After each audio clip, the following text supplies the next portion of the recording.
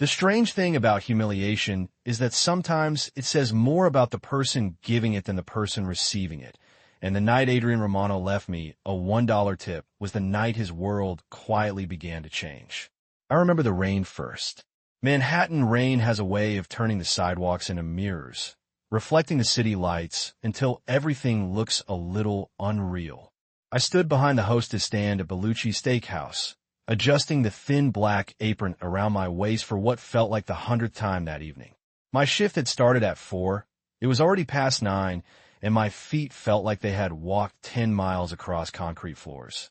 Friday nights were always chaos.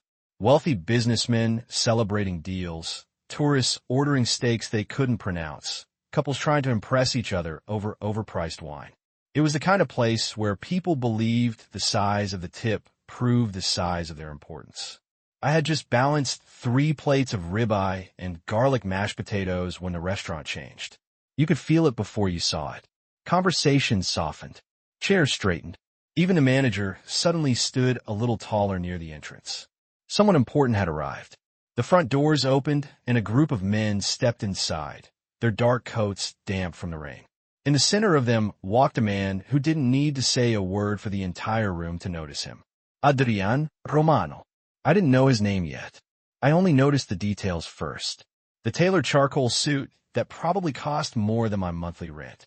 The calm way he moved, like the entire restaurant belonged to him, and everyone inside it simply hadn't realized it yet. He wasn't loud. He wasn't flashy. But power has a strange gravity. It pulls attention without asking. Marco, our manager, hurried toward him with the biggest smile I had ever seen him wear. Mr. Romano, welcome back. Welcome back. So he was a regular. Great. That meant he would expect perfection. Marco turned and scanned the dining room before his eyes landed on me. Emily, he said quickly, lowering his voice, table 12. VIP service. Of course. Table 12 was the worst table in the restaurant.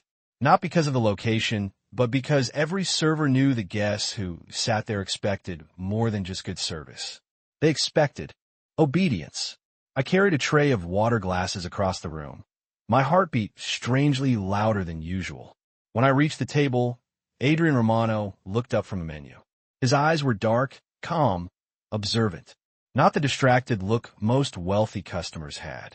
He studied people the way chess players studied a board. Good evening, I said, keeping my voice steady. My name is Emily, and I'll be taking care of you tonight.